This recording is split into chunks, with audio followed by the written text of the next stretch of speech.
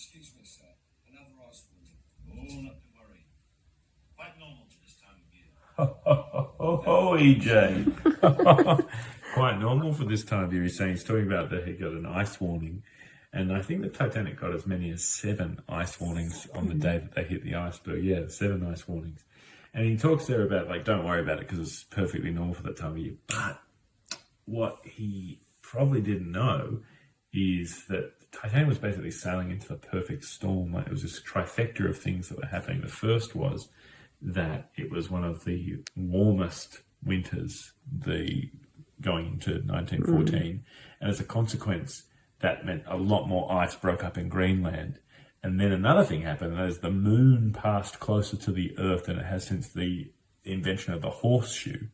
And as a consequence, the tide got much higher, and so there was a lot more of that big ice that was breaking off due to the warm winter getting out into the sea. And then More ice closer. More ice closer, yeah, exactly.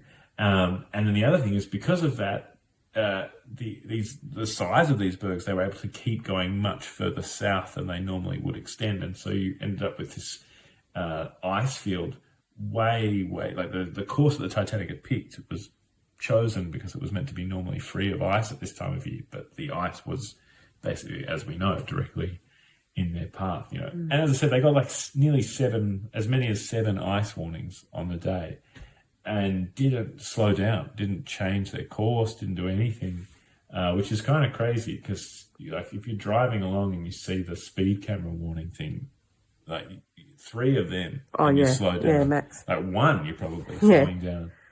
But no, they just kept on steaming on. Which, you know, let's see if it pays off for them.